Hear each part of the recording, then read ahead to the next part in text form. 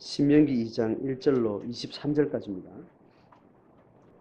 오늘은 지도 공부를 좀 해야 됩니다. 신명기에서 민수기 신명기에서 지도 공부를 좀 해야 전체 메시지를 우리가 잘 이해할 수 있기 때문에 지금 지도 보지 마시고 성경 보십니다. 자, 1절부터 23절까지인데 천천히 읽어가는데 읽기 전에 좀 피해를 가지신 분들은 성경을 좀 이렇게 박스도 치고 문단을 좀 나누는 어떤 그런 과정이 좀 필요합니다. 일단 대지를 제가 나누고 그 다음에 읽도록 하겠습니다. 1절부터 7절까지가 한 달락이 됩니다. 그리고 8절부터 16절까지가 한 달락이 돼요. 다시 8절부터 16절까지, 그리고 17절부터 23절까지. 자, 그래서 오늘 본문은 에서의 후손이 에돔 족속으로 역사적으로 자리를 잡아요. 그리고 아브라함의 조카 롯의 자녀가 모압과 암몬인데, 모압이 형이고 암몬이 동생입니다. 모압은 모압의 이름으로 모압 족속이 되고, 암몬은 암몬 이름으로 암몬 족속이 됩니다. 그러니까 오늘 세 족속을 언급을 하게 돼요. 그래서 에돔 족속은 에서의 후손입니다. 그리고 모압 족속은 롯의 아들 모압의 후손이고, 암몬도 롯의 아들 암몬의 후손입니다. 그 세 족속을 언급을 하게 되는데, 그렇게 7절까지, 그리고 16절까지, 그리고 23절까지 그렇게 단위로 나눠집니다. 자, 그걸 알고 같이 피아노 쪽에서부터 교독을 하면 좋겠습니다. 시작. 우리가 방향을 돌려 여호와께서 내게 명령하신 대로 홍해 길로 광야에 들어가서 여러 날 동안 세일산을 두루 다녔더니 여호와께서 내게 말씀하여 이르시되 너희가 이 산을 두루 다닌 지 오래니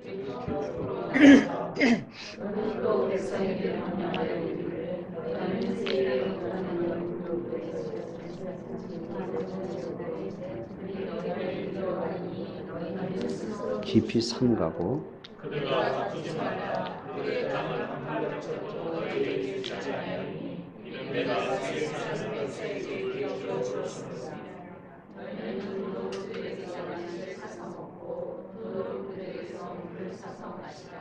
내 하나님 여호와께서 내게 한 모든 일을 내게 보시고 내가 그런 땅에 다니고 내 하나님 여호와께서 이 40년 동안 너와 함께 하셨으므로 내게 관이 없으리라 하시고 내가 세상에 거주하는 우리 인도에서 만나서 아라바를 지나며 라비아와 이시오베를 이루어지는 성남지역으로 여호와와 광야로 지날 때에 여호와께서 내게 이르시되 모압을 괴롭히지 말라. 모압 싸우지 말라. 그 땅을 내게 기업으로 주지 아니하니 이는 내가 롯 자손에게 말을 기업으로 주었습니다.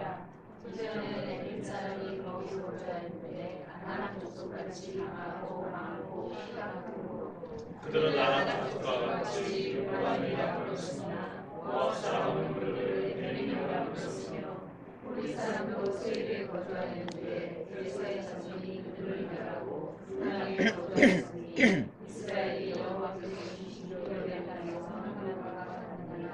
이제 너희는 나가서 세레시내를 건너가 가시고 우리가 세레시내를 건넜으니 가데스 바네아에서 떠나 세레시내를 건너가까지 38년 동안이다. 이때 그 시의 모든 민들이 여호와께서 그들에게 맹세하신 대로 다 멸망하였나니 여호와께서 손으로 그들을 치사 진정에서 멸하심으로 나중에 다 멸망되었습니다. 모든 민이 사망하여 백성 중에서 멸망한 후에 여호와께서 내게 말씀하여 이르시되 내가 오늘 너와 병하게 하리를 주나니 암몬 족속에 가까이 이르거든 그들을 멸시하고 그들과 다투지 말라. 암몬 족속에 내가 기업으로 주지 아니하니 이는 내가 그것을 롯 자손에게 기업으로 주었습니다. 이것도 요단의 땅이라 했더니 전에 에브라임이 거기 거주하였으며 아몬 족속은 그들을 상수민이라 일컬었으며 그 백성은 아람 족속과 같이 강하고 많고 기가 없으나 여호와께서 아몬 족속 앞에서 그들을 멸망시키심으로 아몬 족속이 대신하여 땅에 거주하였으니 다시 세계로 하나님께서 전하되 그 사람을 멸하지 말았으니 그들이 그 사람을 쫓아내고 대신하여 오늘까지 거기에 거주하였으며 또 갑돌에서 나온 갑돌 사람이 가사까지 각 촌에 거주하는 아위 사람을 멸하고 그들을 대신하여 거기에 거주하였느니라. 아멘. 오늘 지리 공부도 좀 해야 되고 문단 나누기 공부도 좀 해야 됩니다. 신명기를 다시 읽을 기회가 언제 올지 모르겠지만 읽을 때 그 메시지에 집중 잘할 수 있도록 지리적인 개념을 좀 이해하고 그 다음에 거기서 정리되고 있는 표현들 이제 그 내용을 잘 이렇게 분석해서 정리해서 가면 좋겠습니다. 지금 세 족속을 언급한다 그랬죠, 그죠? 세 족속을 언급하는데 에돔, 모압, 암몬 순서입니다. 세 족속을 향해서 하나님이 어떻게 말하는가 하면 지금 38년을 진군을 하다가 이제 가나안 정복에 임박해서 이제 가나안 정복에 돌입하려고 가나안 땅 동쪽으로 지금 올라가는 겁니다. 찬양했던 이 마이크 지금 소리가 되죠? 예, 제가 좀 설명을 할게요. 가데스 바네아에서 12 정탐꾼을 보내는 것은 출애굽한 지가 2년 만입니다. 그죠? 2년 만에 40일 동안 가나안 정탐꾼을 보내고 거기서 정복을 할 수 있다 없다 할 수 없다는 결론을 내고 하나님이 판단하시기를 광야 생활을 40일을 1년 하루를 1년으로 해서 40년 동안 방황해서 기성세대를 다 내가 3일 할 때까지 다음 세대를 통해서 내가 이 가나안 정복을 하겠다. 그렇게 해서 이까지 오기를 2년 다시 다음 세대가 준비될 때까지 38년을 광야에서 간다 그랬습니다. 그래서 오늘 읽은 본문에 보면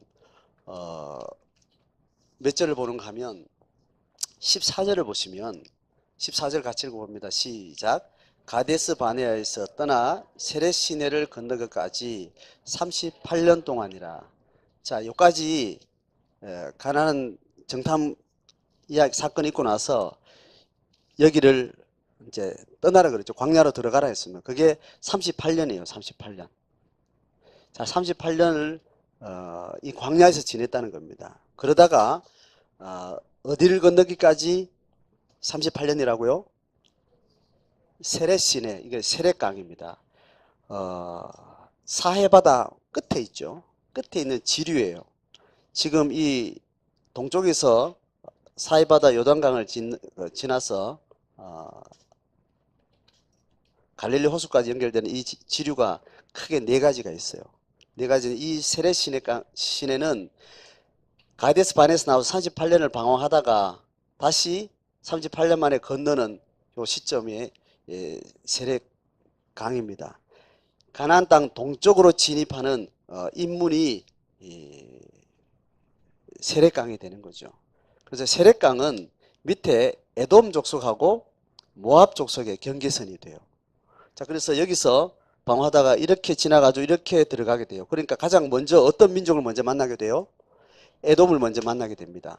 그리고 에돔을 지나서 세렛강을 건너기가 이제 38년 만에 건너게 되는 거죠. 그럼 이 동쪽에서부터 이제 서진을 하면서 이제 정복 전쟁을 하게 되는 거죠. 그래서 강을 건너고 여리고 전쟁을 이제 하게 되어 들어가는 거죠.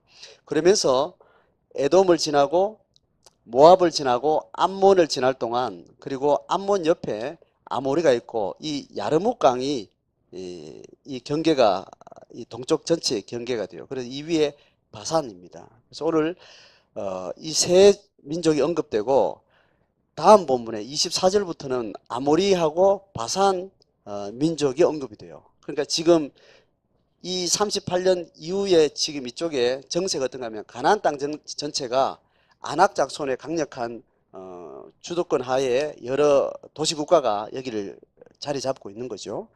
칠족속이라 그러면 칠족속. 아직까지 여기는 각축전이 벌어지고 있고 주도권을 장악하지 않는 도시국가의 전쟁 상태의 도시국가의 긴장관계 속에 서로 연대하고 서로 적대하는 그런 도시국가 형태를 가지고 있고, 여기는 어느 정도 지리를 점유하면서 하나의 민족이 부족 국가 형태, 민족 국가 형태를 이루고 있는 형세가 있는데, 에돔, 모압, 암몬, 아모리, 바산 이렇게 진을 치고 있는 겁니다. 하나님이 인도하는 곳은 이곳이에요. 이곳이고, 이곳을 지나는 동안 이제 방황하다가 이렇게 들어가서 이렇게 들어가야 되니까 이쪽으로 들어가면서 거쳐야 될 많은 민족에 대해서 하나님이 어떻게 태도를 취해야 될지 하나님 오늘 모세를 통해서 이제 가르쳐 주는 겁니다.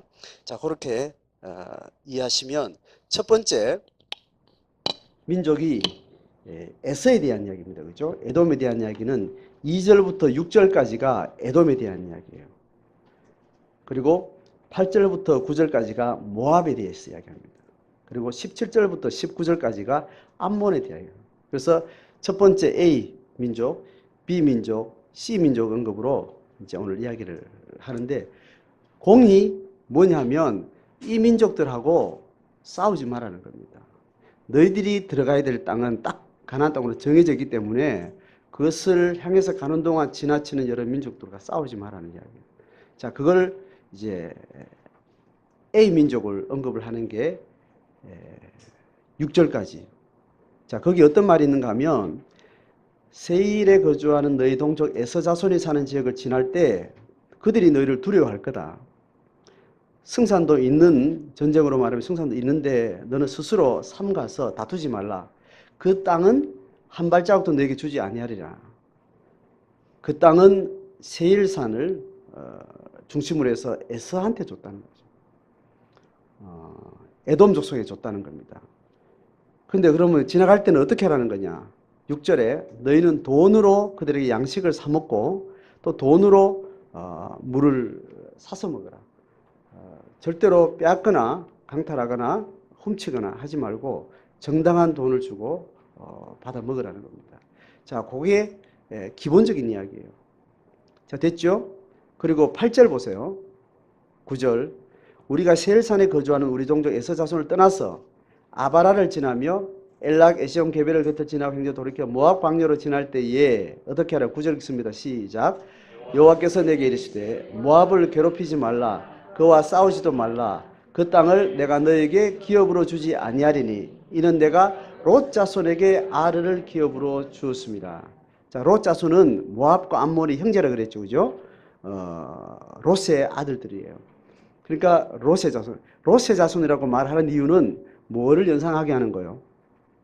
그의 삼촌 아브라함을 연상시키는 거예요. 모압, 암몬 말하면 그냥 하나의 민족으로 생각하는데 그들이 롯의 자손들이다 이렇게 말하면 롯과 아브라함과 연계성을 이야기를 합니다. 그러니까 지금 이스라엘 입장에서 보면 이방인도 하나님의 택한 백성과 연관이 어느 정도 있나요, 없나요?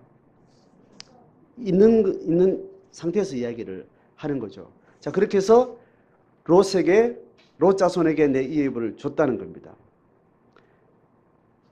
자, 이거는 모압에 대해서 분명한 이야기죠. 그런데 앞에 A 그룹인 에돔 족속에게 했던 말을 이어서 생략하고 있습니다. 뭘 생략하고 있나요?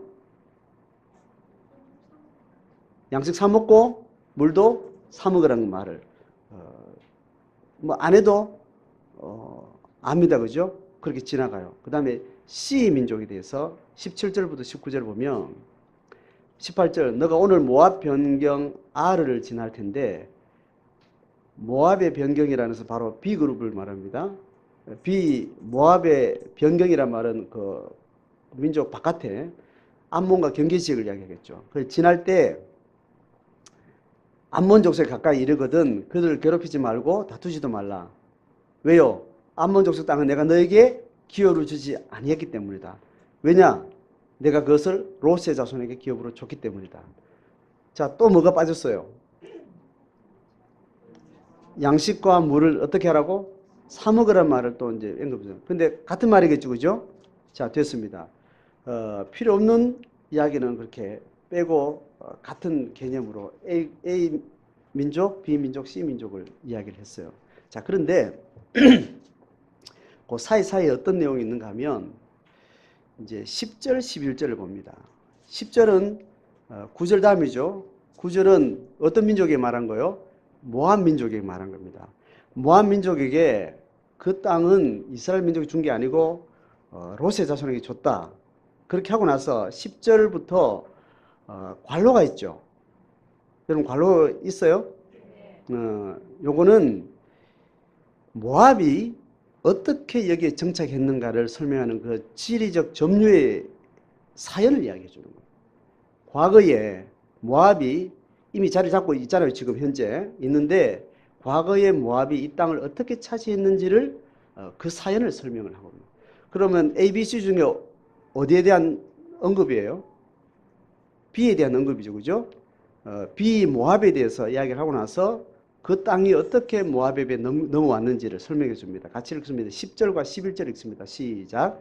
이전에는 에밈 사람이 거기 거주하였는데 아낙 족속같이 강하고 많고 키가 크므로 그들을 아낙 족속과 같이 르바임이라 불렀으나 모압 사람은 그들을 에밈이라 불렀으며, 좀 이렇게 좀 복잡한 이야기를 하고 있는데 이전에는 에밈 사람이 거기 거주했다는 거. 이전은 언제 이야기예요? 모압에게 이 땅을 주기 전에. 그죠? 모압이 살기 전에는 여기에 에밈이라는 사람이, 에밈이라는 말은 무섭다라는 뜻이 있다는 거. 지금 아람어의 뜻에 의하면 무섭다라는 거. 거주했는데 이 사람들은 어떤 사람인가 하면 어떤 사람이래요? 아낙 족속같이 강하고 많고 키가 크므로 그래서. 아낙 족속은 누구예요? 예? 들어본 것 같긴 한데 잘 모르겠죠. 가데스 바네아에서 정탐꾼이 정탐하고 나서 보고할 때 뭐라 그랬는가 하면 가나안 땅에는 여러 도시 국가들이 지금 있는데 그 중에 중심이 되는 주인공들이 누구라고요? 아낙 자손이라고요. 아낙 자손은 창세기에서 나온 족속을 언급할 때 니므롯 또 거인족 있잖아요. 창세기에 나오는 거인족. 니므롯과 네피림. 이 중요합니다. 성경 역사에서 거인족은 굉장히 중요해요. 오늘날 우리한테 갑부들, 돈 많은 인간들, 또 제국의 권력자들, 유형 무형의 권세를 가지고 사람을 죽이고 살려고 하는 이 힘들의 결정체는 구약시도 계속 언급하고 있는 중요한 포인트가 돼요. 하나님 나라 백성과 항상 맞서고 있는 어둠의 권세에 숨어있는 영역이 이 강한 사람들이에요. 그래서 창세기에 나오는 네피림과 니므롯이 계속해서 이어지는 역사 속에 나타나는데 지금 이스라엘의 정복전쟁 한복판에 가나안은 누가 지금 중심이 되어 있는 거예요? 아낙 족속이 중심이 되는 거예요. 얘들 때문에 얘들이 지금 40년을 지금 쫓겨나게 된 겁니다.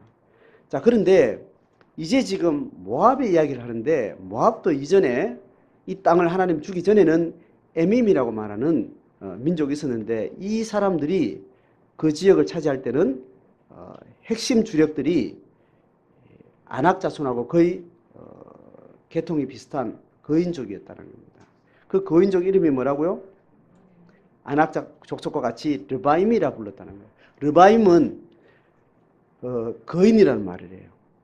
자, 이해되죠? 그러니까 무섭다라는 에밈이라는 말이나 거인이라는 르바임이라는 그 정체가 비슷한 방식이죠. 그죠? 그 형태를 보고 사람들이 각각 이 민족은 이렇게 부르고 저 민족은 저렇게 부르는데 그게 언어적 차이인지 어떤 표현의 차이인지 모르겠지만 그렇게 르바임이 차지하고 있던 데를 모압이 하나님께서 허락하신 땅이라서 들어가서 살았다는 이야기입니다. 모압 사람은 그들을 에밈이라 불렀다. 자, 이게 비민족에 대해서 이스라엘 백성은 손대지 마라. 여기는 내가 준 땅이다 이렇게 말하고 이들이 여기 자리에 차지하고 있을 때는 어떤 사연으로 여기 자리에 차지했다라고 말하는 이 말을 지금 왜 할까요? 제 언급한 중에 그 답이 여러분 감이 오죠, 그죠? 아낙 자손을 굳이 언급해서 이야기를 하는 이유는 이스라엘 백성들이 지금 이야기를 듣고 있는 사람들이 앞세대예요, 후세대예요? 후세대입니다. 안악 자손을 무서워했던 세대는 앞세대예요, 후세대예요? 앞세대입니다. 38년을 지나고 이미 광야에서 지금 쓰러져간 자기 부모들의 스토리를 이들은 너무 많이 듣고 왔을 거예요. 부모들한테 너들은 제발 그러지 마라. 우리들은 실패를 했다. 이렇게 말을 들었든지 지도자를 통해서 들었든지 38년의 광야 생활의 사연은 꿈에도 생각하기 싫은 안악작손과 그들을 두려워했던 부모들의 한 세대의 실패를 이들은 기억하고 있었을 겁니다. 그러나 그들이 또 여기를 들어간다는 전쟁은 장난이 어려워요. 어려운 장난이 아닌 겁니다. 또 대단한 현실과 부딪히는데 그들을 향해서 모세가 하나님의 메시지를 주는 겁니다. 이 모압도 거인족을 이기고 하나님께서 주신 땅에 머물렀다. 하나님이 너희들에게 주신 땅은 가나안 땅인데 거기도 여전히 안악족손이 있다. 이제 그렇게 이야기를 하게 되는 거죠. 자, 그렇게 해서 이 모압에 대해서는 이 모압이 정착하게 된 그 스토리를 이야기하고 나서 그런데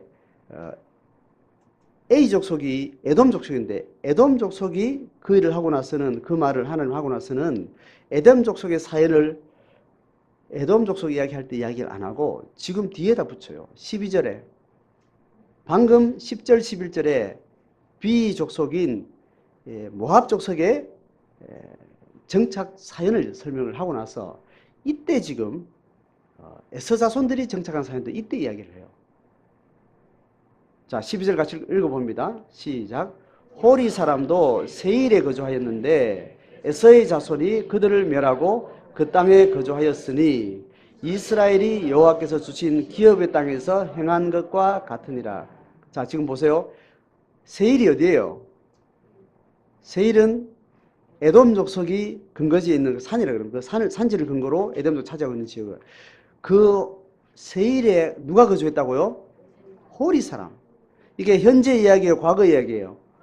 과거 이야기죠. 지금 이미 에돔이 차지하고 있는 것을 지금 지나고 있는데 그 이야기를 지금 하는 겁니다. 지금 모압 이야기를 하고 나서 손대지 말 하고 나서 모압이 정착했던 사연을 말하고 나서 아까 A 족속인 에돔의 경계를 지날 때 싸우지 마라 했을 때는 그 설명 안 했다가 지금 붙여서 이야기를 해주는 겁니다. 호리 사람도 세일에 거주했는데 에서 자손이 그들을 멸하고 그 땅에 거주했다.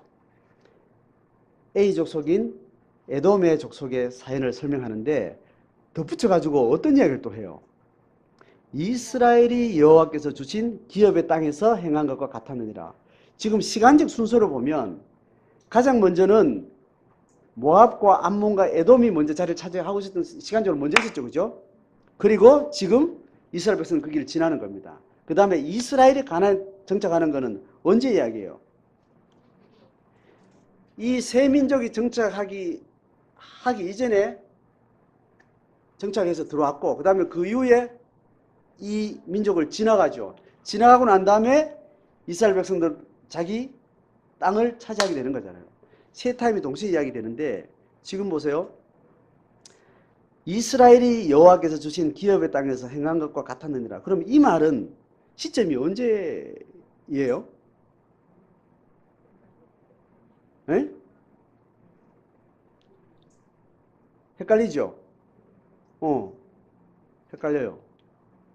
지금 요 순간을 말하면 이 시간대 속에 지금 시간적인 위치가 정해져 있구나 이렇게 생각하면서 지금 여기서 말하는 이스라엘 여호와께서 주신 기업의 땅에서 행한 것과 같았느니라. 근데 이때는 아직 가나안 정복이 들어갔어요, 안 들어갔어요? 안 들어갔어요. 그러면 가나안 땅에 들어가기 직전에 이스라엘 백성들이 하나님 주신 땅을 차지한 경험이 언제예요? 지금 오늘 본문에서는 요 세 족속을 지나가고 있어요. 그런데 24절 다음 주에 있을 본문부터는 어느 민족하고 만나요? 아모리하고 바산을 만납니다. 아모리 바산도 이스라엘 백성이 전쟁을 하려고 했을까요? 안 하려고 했을까요? 해야 될 지역이에요? 안 해야 될 지역이에요? 에? 하나님이 주신 땅은 여기잖아요. 그럼 이 사람 여기 있으면 안 해야 될 지역이에요. 그래서 지나가려고 하는데 얘들이 어떻게 덤볐어요? 안 된다, 못 간다, 나를 밟고 지나가라, 이렇게 이제 덤비기 시작한 겁니다. 그래서 할 수 없이 하나님이 얘들하고는 싸우라, 안 되겠다. 얘들의 때가 다 된가 보다. 죄악이 관영한 때가 찼는가 보다. 그래서 하나님이 싸우게 하고 두 민족을, 얘들도 또 덤벼요. 그래서 이걸 완전히 정복을 확실하게 하게 됩니다. 거의 이 땅을 먹는 것 같은 헤렘 전쟁이라고 있는데, 헤렘 전 히브리어인데 아람어인데, 헤렘 전쟁은 여호와의 이름으로 하는 전쟁의 방식이에요. 성전인데 그 방식으로 전쟁을 하도록 합니다.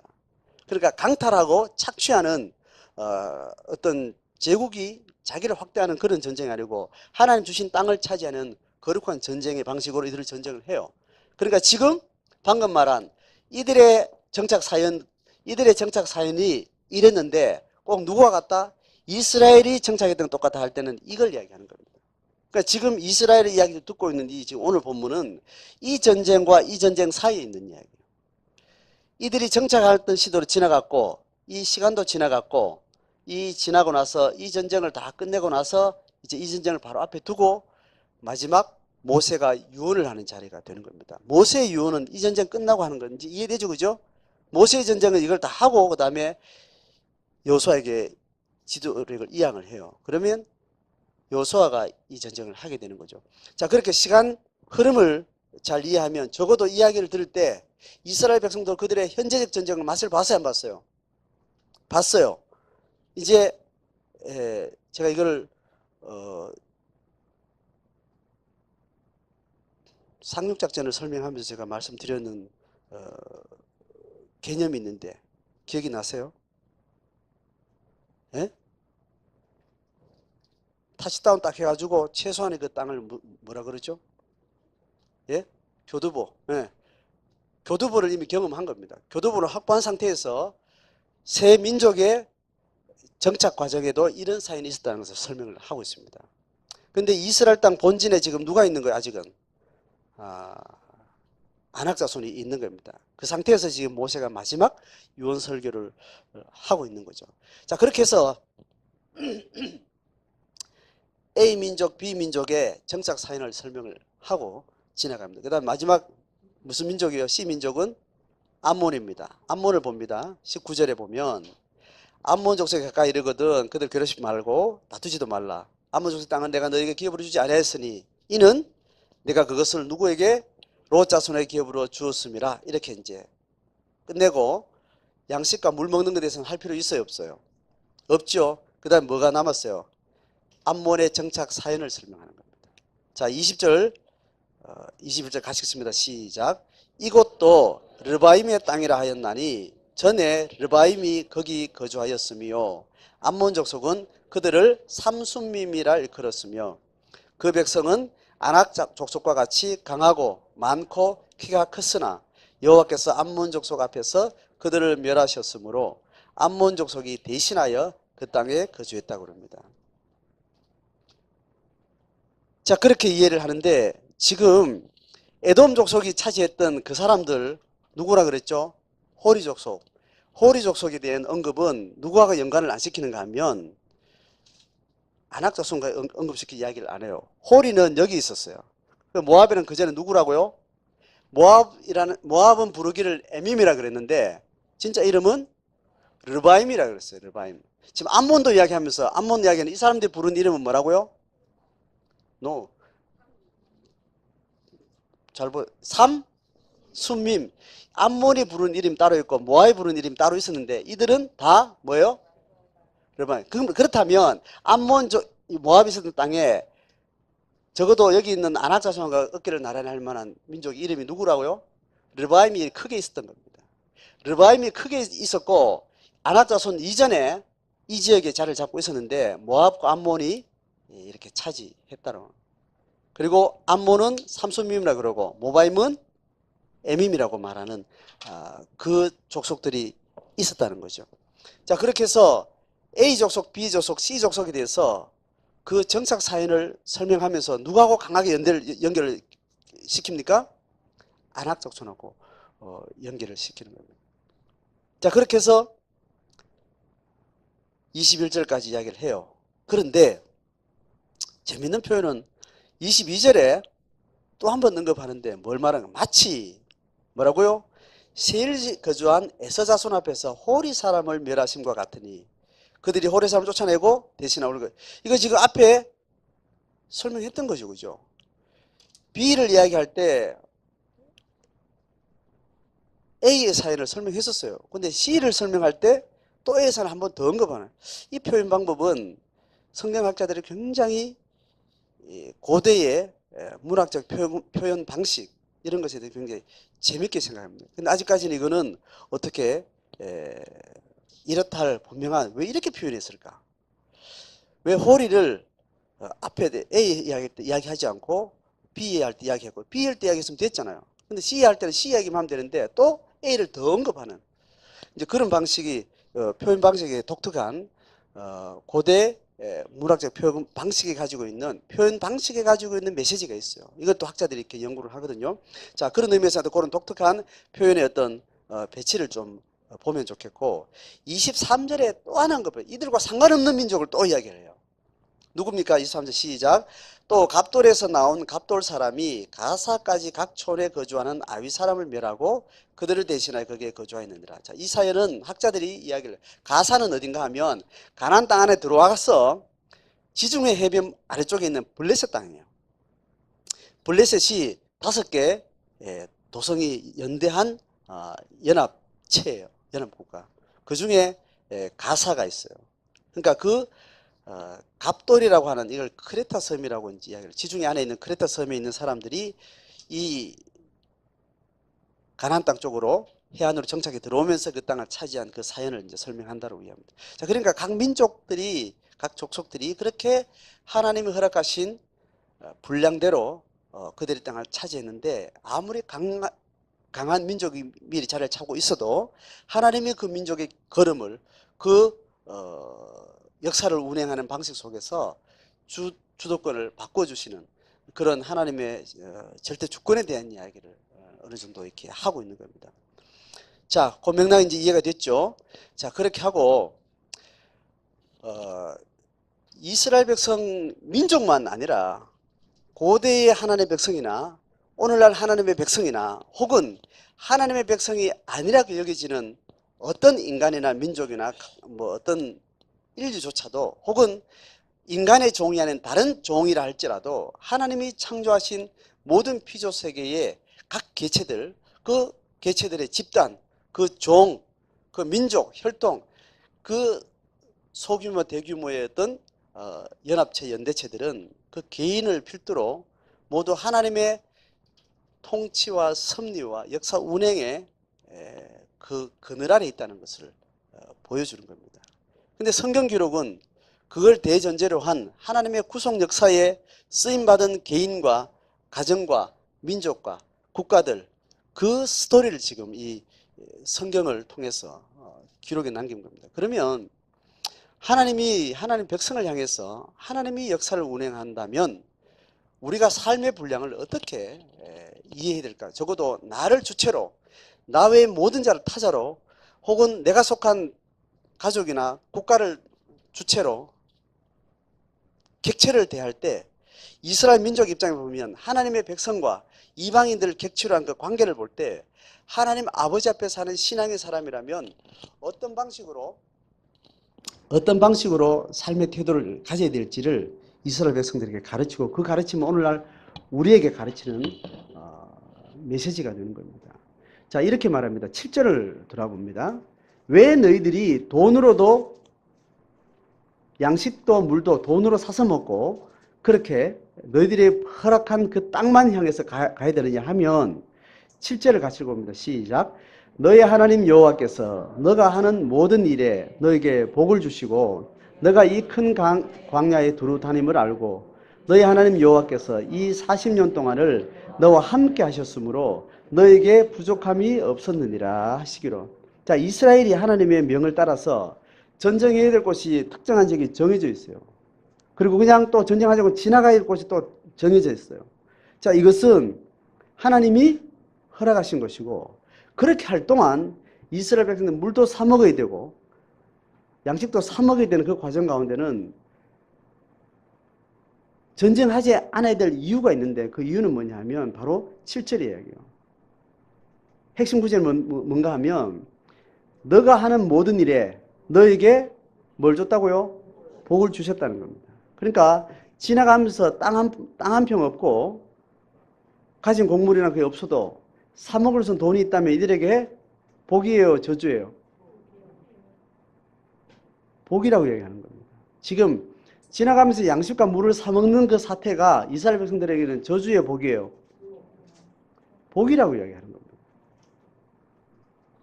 그리고 밑에 줄에 40년 동안을 너와 함께 내가 했는데 너에게 뭐가 없었다고요? 부족함이 없었다라고요. 그러니까 이스라엘 백성들이 광야를 지나는 동안 그것이 얼마나 열악합니까? 이스라엘 백성들이 대단한 연단 속에 광야를 지나는데 이스라엘 백성들이 어떻게 판단하든지 간에 하나님은 이것을 저주라고 말해요? 복이라고 말해요? 복이라고 말해요. 그런데 이스라엘 편에서는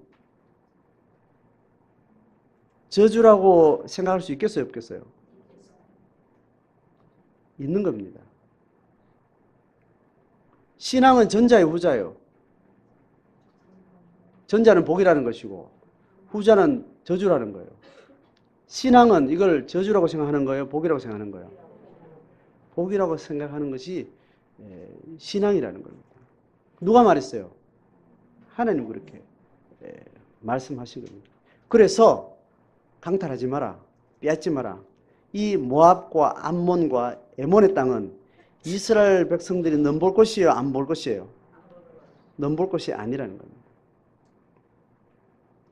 자, 이 의식이 하나님의 백성이라면 하나님이 내 인생을 통치하신 주인이다, 하나님의 역사의 주인이다 이렇게 생각할 때 우리가 세상을 보는 방식이에요. 내 삶의 지경을 보는 방식입니다. 그러니까 내가 지금 내 바운더리 안에 있는 내 소유권의 영역이라는 것이 어느 정도 지적이든 혹은 물질적이든 눈에 보이는 영역이든 보이지 않는 영역이든 내가 주체가 돼서 결정하고 소유하고 뭔가 할 수 있는 내 권한의 지경 안에 들어오는 것, 또 그것을 넘어서는 이 영역에 대해서 이 경계를 누가 지어준다는 거예요? 네? 하나님이 지어준다는 거예요. 신앙을 가질 때 일어나는 새로운 지각 변동은 바로 이거예요. 경계선이 무한대로 내 소유의 욕망의 대상으로 보여졌던 것이 신앙을 딱 가지게 되면서 내 삶의 영역과 타자들의 소유권의 경계선이 딱 선명해지는 거예요. 그 경계선이 크다 작다? 예? 답이 없어요. 크지도 않고 적지도 않아요. 다 각각 달라요. 예수를 알기 전에도 내 소유의 한계는 각각 다릅니다. 예수를 알고 나서도 각각 달라요. 그런데 예수 알기 전에는 내 건 내 거다, 남의 거는 앞으로 내 걸 거다 이렇게 생각하고 있다가 예수를 알고 나면 하나님이 인간의 삶과 역사를 운행하는 주권자라고 알고 나면 내 거는 누구 거요? 하나님 거고 내 거 하는 것도 하나님 거고 내가 가지나 제가 가지나 다 하나님 거고 피장 파장이요 50보요 100보요 내 손 안에 들어오는 것 밖에 있는 것 다 하나님의 것이다. 그래서 내 거를 내가 관심 가지 안 가져요? 내 거니까 관심 가져야죠. 내 거 아닌 거는 관심 가져야 돼요, 안 가져야 돼요? 예? 답이 두 개예요. 가지기도 하고 안 가져야 돼요. 하나님의 통치 원리를 향해서는 관심을 가져야 돼요, 안 가져야 돼요? 가져야 돼요. 내 욕망을 향해서는 가져야 돼요, 안 가져야 돼요? 대상이 아닌 겁니다. 내 권 안에 들어오는 것은 하나님이 전적으로 내게 맡기신 주체적인 자기 소유권 안에 주신 것이고 밖에 있는 것은 탐욕의 대상은 아니라는 겁니다. 그러나 하나님의 통치 원리를 향한 대상으로서 우리의 목적이 되는 거죠. 태어나 보니까 부모가 그렇고 태어나 보니까 사는 집이 그렇고 태어나 보니까 21세기를 살게 돼서 그나마 제국주의 권한이 강력한 그 지역에 살게 돼서 내가 원하지도 않았는데 너무 잘 사는 거예요. 내가 원하지도 않았는데 21세기를 살면도 불구하고 수백 년 전에 살았던 미개한 사람들이 살았던 그 수준보다 더 못한 그런 땅에서 태어나서 그렇게 살고 있는 사람도 동시대에 있는 거죠. 그러나 다 이건 누가 정해줬다? 하나님이 정해줬다. 우리가 뭘 경계해야 되는가 하면 넘보지 마라. 네 소유권에 넣으려고 넘보지 마라. 지금 너에게 주신 삶은 너 자체로서 복이다. 충분하다. 예수 믿는 사람은 자기 소유에 관한 자족의 자리에 서 있지 않으면 모든 게 불신앙이에요. 불신하게 선다는 것은 하나님 외에 다른 것을 우상으로 두고 있는 거예요. 소유에 관해서는 어떤 대상도 소유의 대상들이 다 내 우상의 중심이 되는 거죠. 오늘 우리가 주님 앞에 섰다면 고린도후서 바울이 이야기한 하나님이 바울에게 말했죠. 하나님 나 이거 좀 나게 해주세요. 내 삶에 어떤 결핍이 있어. 그 결핍을 좀 채워달라고 기도했는데 하나님이 내가 너에게 주신 은혜가 내가 너에게 준 삶의 분량이 그것으로 너로서 충족되어 있다. 요까지만 네가 가지는 거다. 네가 안 넘봐도 된다. 그렇게 말씀하셨다는 거죠. 바울처럼 하나님이 나를 향한 부르심의 분량이 어딘가를 확인할 때 요게 너까지다. 거기 멈추는 겁니다. 근데 우리가 어떤 욕망을 향해서 내 소유권의 확대를 향해서 움직이게 돼야 안 돼요. 움직이게 될 때 그것이 욕망의 대상인지 하나님의 통치의 대상인지 이게 헷갈려가지고 그때 매번 확인해야 되는 거예요. 그죠? 내 소유권이 100이라는 영역이 있는데 110, 120까지 소유권을 향해서 자꾸 가게 되는 이유는 그곳이 뭐기 때문에 내가 소유해야 되기 때문에요. 하나님 거기를 다스려야 되기 때문에 그런 거예요. 하나님이 다스려야 되기 때문에 돈도 확장해서 가는 경향이 있고 내 능력의 통치권도 확장해서 가려고 하는 경향이 있어요. 욕망이 되어도 그렇고 하나님의 통치를 향해서 그렇고 확장을 향해서 가는 방향은 겹쳐져 있습니다. 자, 이해가 돼요? 내가 가게를 잘 운영하는데 잘하니까 하나님으로 잘하니까 가게를 하나만 주는 게 아니고 또 어떤 일이 생겨요? 두 개를 갖게 되는 상황이 생겨요. 하나님 은혜를 그냥 갖다 줍니까? 내가 계약하고 내가 쓰잖아요. 그런 과정 가운데 열심히 내가 사니까 하나님 그런 영향을 주는데 그게 욕망의 대상으로 내 앞에 서 있는지 아니면 하나님의 통치에 관심에서 내게 서 있는지 분별해야 되는 거예요. 사도 바울은 그것이 하나님의 통치의 영역을 생각하고 기도를 했는데 내 몸에 질병을 좀 나았으면 좋겠다. 질병이 나으면 하나님의 나라를 위해서 하나님 뜻을 위해서 내가 잘 살 수 있을 거다. 그렇게 기도했는데 그 결핍이 느껴지는 상황이 동기가 뭔지를 물었는데 하나님은 거기서 그만이라고 이야기를 하시고 그러면 요까지가 내 은혜인가 보다 하고 자족하는 거죠. 다음 시간 이후에는 또 어떤 상황이 바뀔지 모르지만 적어도 지금 요까지가 하나님 허락하신 몫이다. 그러면 그냥 접으면 되는 거죠. 자, 우리가 지금 가지고 있는 삶의 지경을 여러분 생각해요. 지적인 영역이나 관계적 영역이나 어떤 때는 사람들이 나를 따르고 나를 인정해주고 나를 좋아하고 막 그러다가 어떨 때는 사람들이 나를 떠나가고 나를 비난하고 막 그런 상황이 있잖아요. 우리는 사람들의 인기를 얻기 원하고 영향력 있기를 원하고 거짓이 아니라면 내 진정성을 인정해주고 호감을 가지는 관계를 만들기 원해요. 그건 왜요? 내가 많은 사람을 거느리기 위해서? 그럴 수도 있지만 신앙은 내가 많은 사람에게 영향을 끼치기 위해서 나는 사람들 앞에 선한 삶을 살게 되는 거예요. 근데 어느 날 그 지경이 점점 무너져서 이상하게 나를 오해하고 이상하게 관계가 틀어지고 내가 의도하지 않게 전에는 드러나지 않았던 나의 잘못이나 나의 어떤 거짓된 것이 드러나서 사람들을 불신을 당하고 이런 일들이 생긴단 말이죠. 근데 내가 이걸 빨리 내가 회복해야 될까? 아니면 어떻게 해야 될까 생각할 때 물으셔야 돼요. 굳이 변명을 해야 될 때가 있는가 하면 내 정당성을 밝게 되는가 있는가 하면 모함을 당하는 한이 있더라도 그걸 받아들일 때가 있습니다. 그 누가 결정해요? 하나님 결정합니다. 하나님 물어보면 다 아는 수가 있어요 없어요? 있습니다. 사람들은 다 알아요, 몰라요? 모릅니다. 사람들 여러 가지 이야기하죠. 아니다, 네 정당성을 밝혀내라. 너의 정당성을 확대해라. 그렇게 이야기도 하지만 그건 너무 무리다. 이렇게 얘기하는 사람도 있고 본인이 하나님 앞에 묻는 겁니다. 하나님은 어떨 때는 말도 안 되는 이유로 나를 정말 사람들의 모함을 당하고 내 지경을 정말 관계적 지경을 내 존재감의 무게를 그렇게 약하게 만들 때가 있는가 하면 생각지도 않는 가운데 이걸 확장시켜내는 그런 때가 있습니다. 물질도 마찬가지겠죠. 다만 하나님 앞에 주신 분량에 맞게 정당하게 최선을 다해서 내 영혼을 잘 돌보고 주어진 시간과 건강과 은사의 한계에서 내가 성실히 삶을 살 때 하나님 주시는 분량들이 하나님의 손에서 결정되어지는 거죠.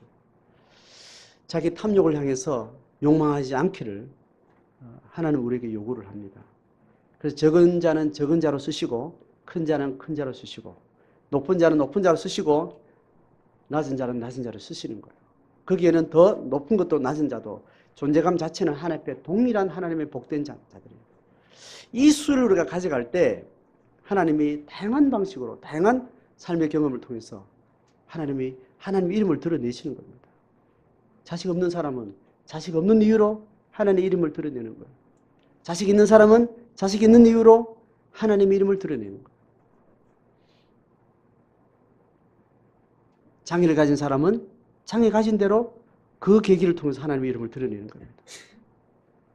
사회 하는 일마다 잘 되는 사람은 그 일로 인해서 하나님의 이름을 드러내고 하는 일마다 안 되는 인간들도 하나님이 그 일을 통해서 하나님의 이름을 드러내는 겁니다. 어떨 때 안 될 때도 이것이 하나님에게 주신 분량으로 족하고 이 결핍이 결코 내 존재감을 위해하거나 내 존재감을 상실하게 하거나 삶의 의미를 망가뜨리거나 저주의 끈앞풀이 아니라는 것에 대한 하나님 안에서 영적 자존감에 경고에 설 때 하나님은 그 사람을 통해서 쓰시는 거예요.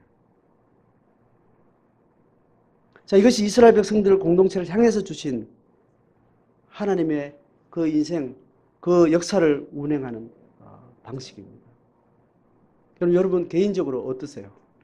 쭉 그동안 살아온 시간의 사연 속에 내게 주는 많은 내 삶의 지경들이 다양하게 변화가 있었을 것이고 지금도 어떤 변화를 예측할 수 없는 그런 환경을 안고 있을 것이고 막연하게 내 미래를 생각할 때 많은 생각들을 하고 많은 염려를 하고 많은 의욕과 욕망을 가지고 있을 건데 내게 신앙의 태도가 가져야 될 정리된 태도는 뭔지를 오늘 새롭게 하시고 매번 새롭게 하시고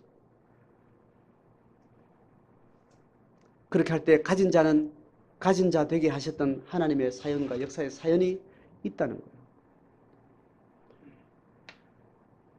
자, 그런 관점에서 우리는 이 시대를 살면서 우리는 우리 속에 가지고 있는 욕망이 내가 의지한 욕망이 아닌 욕망을 우리가 가지고 있어요. 자, 이번 본문에서 좀 벗어나 성경 전체적으로 좀 확대되는 영역인데 이 시대는요. 내가 정상적으로 가만히 있어도 욕망이 내 속에 들어와요. 욕망이 들어오기 때문에 이 욕망의 실체를 내가 뭔가를 하려고 하는 나의 의지, 이 의지의 실체를 내 것인지 하나님에게 합당한 것인지 누구에게 조작됐는지 이걸 분별해야 돼요. 이 영역은 선지자적 영역이에요. 선지자적 영역. 도시 생활에서 여러분 한 가정이 주택을 하나를 가지는데 하나를 가지는 것이 정상이라고 생각해요? 비정상이라고 생각해요, 여러분? 예? 집을 내 이름으로 등록된 소유를 하는 거 말이에요. 정상이라고 생각해요? 비정상으로 생각해요?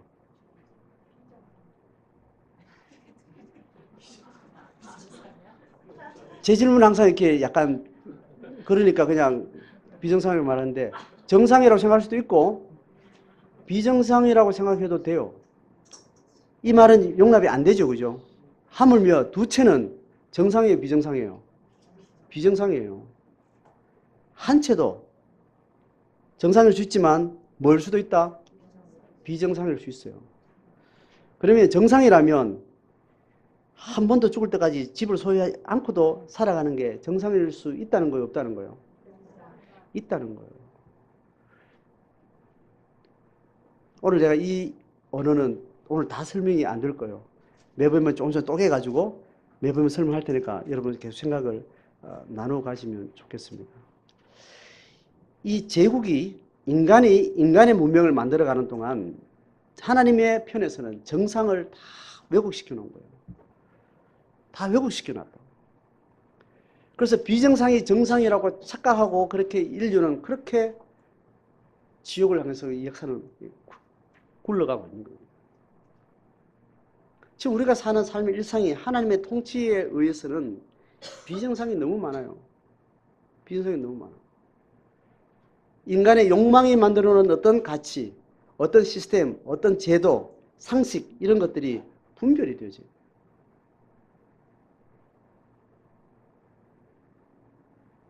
하나님의 나라라고 말했을 때 내게 주신 삶의 영역, 내 주신 어떤 행동 반경의 영역 안에서는 개인 윤리로 끝나지만 하나님의 나라를 사는 사람은 내 영역 밖에서도 내 관심의 대상이고 내 속에 있는 내 손에 있는 대상과 동일한 하나님의 통치 영역에서 우리의 관심의 대상입니다.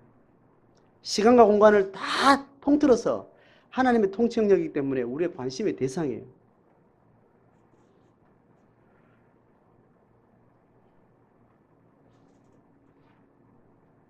자연스럽게 인간이 살아가면서 그 생명이 만들어가는 어떤 힘에 의해서 자연스럽게 인간 하나님 창조 원리대로 살아가는 방식은 민족과 민족이 개인이 가정을 이루고 가정이 부족을 이루고 부족이 민족이 이루어가는 그 방식으로 어떤 연대체가 이루어지고 국가가 형성되고 사회가 형성되는데 아프리카는요. 아프리카 국경은 어떻게 여러분 만들어진 거 보면 곡선이 많아요? 직선이 많아요? 직선이 많아요.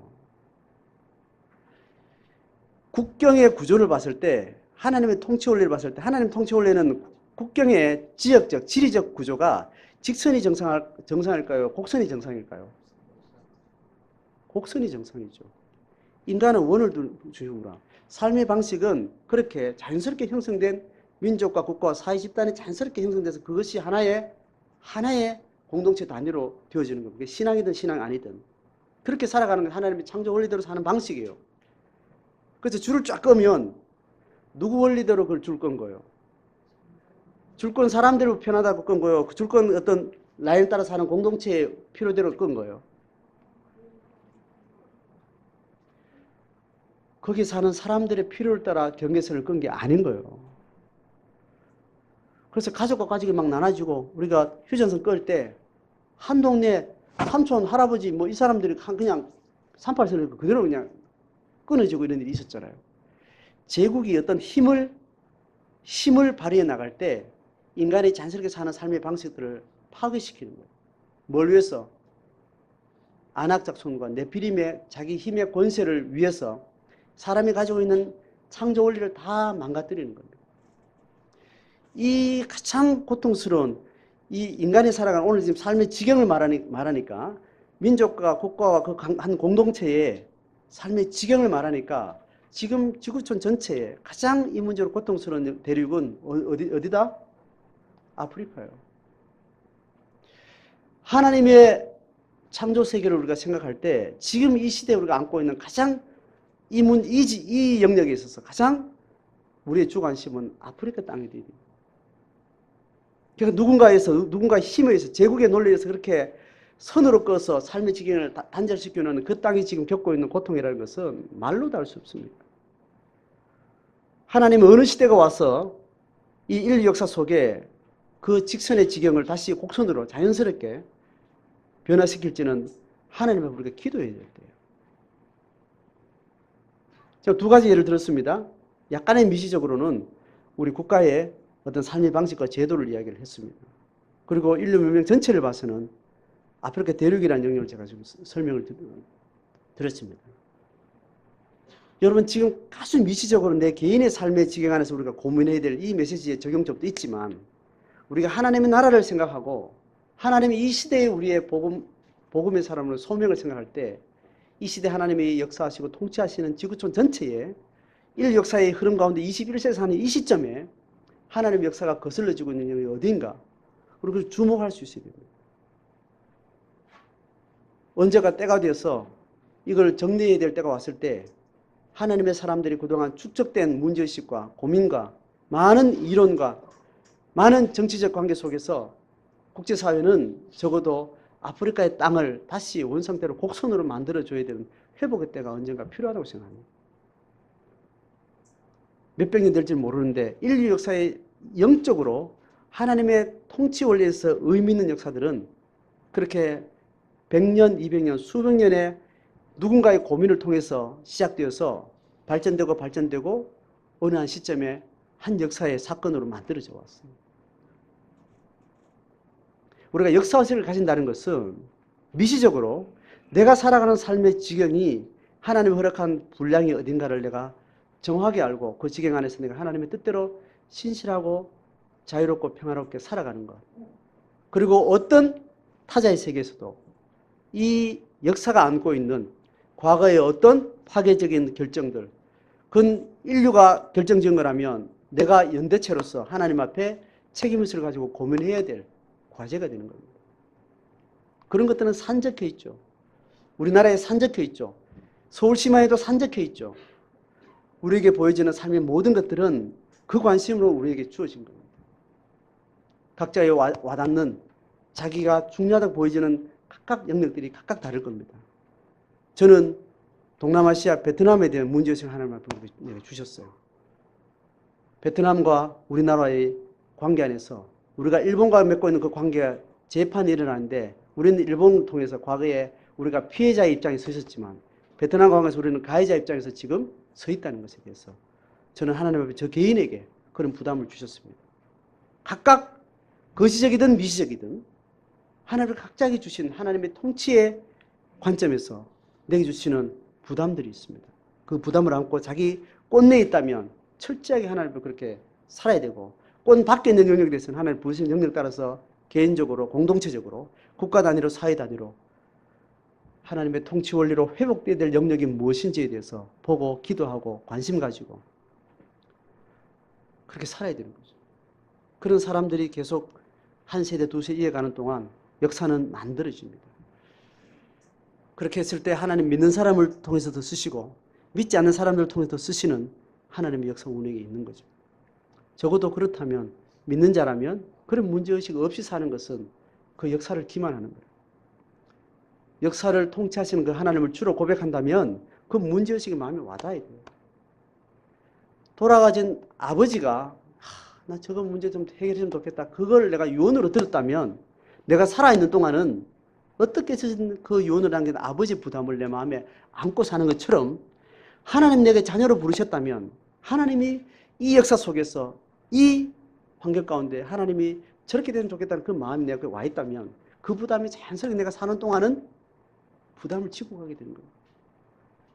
그런 부담들이 모여서 은사적으로 하나의 가치를 형성하고 관심을 형성하고 어떤 삶과 역사의 방향을 설정해 나가는 겁니다. 사회적으로 뭐 위치에 있든 없든 정말 소박하게 사는 소시민이든 하나님 나라 백성은 대권을 향해서 지도력의 자리에서 한 국가가 아닌 인류 전체를 향한 하나님의 통치를 마음에 품고 살아가는 거예요.